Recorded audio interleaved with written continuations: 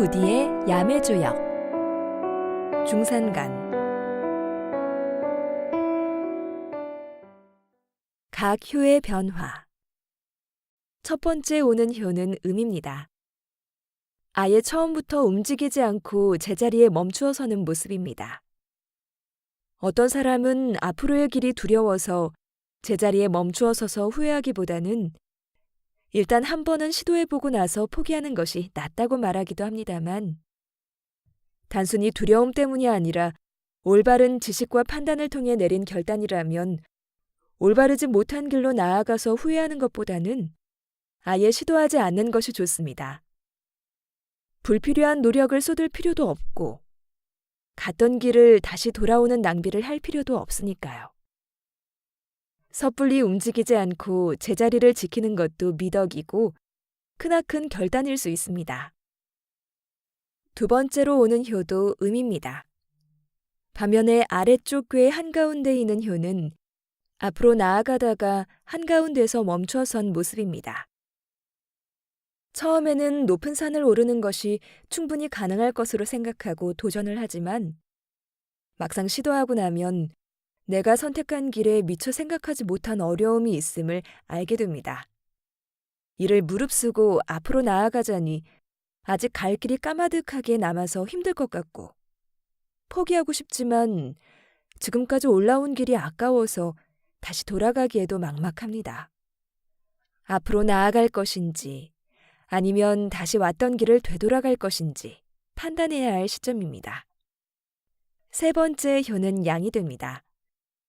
아래쪽 궤의 마지막의 효는 첫 번째 봉우리의 꼭대기에 도달하여 멈춰선 모습입니다.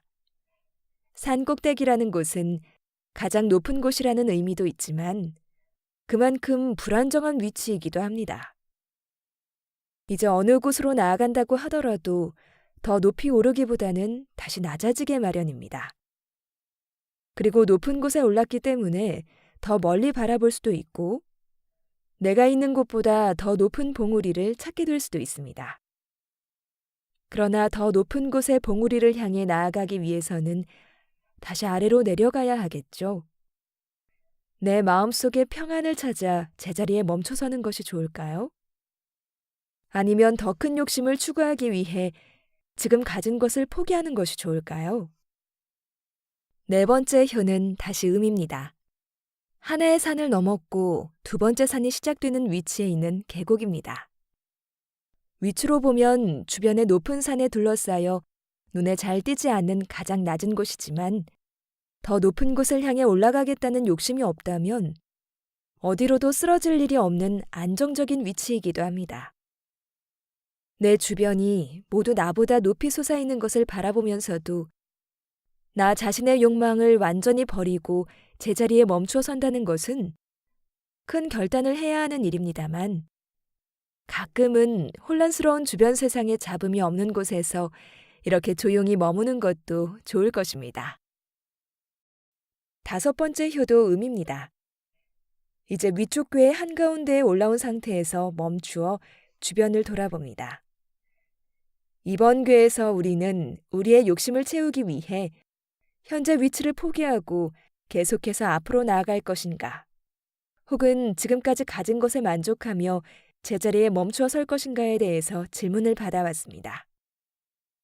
그러나 멈추어 선다는 것이 꼭 결단과 선택의 문제만은 아닙니다.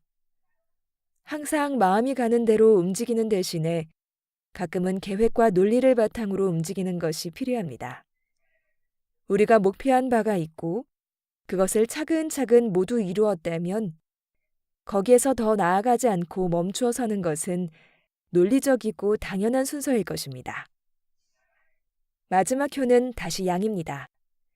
가장 높은 산의 꼭대기에 올라섰습니다. 더 올라갈 곳도 없고 감정적으로든 논리적으로든 당연히 지금의 위치를 지켜 멈추는 것이 좋은 위치입니다. 그렇지만 세 번째 효에서도 말하였듯이 가장 높은 곳이라는 것은 그만큼 불안정한 위치이기도 합니다.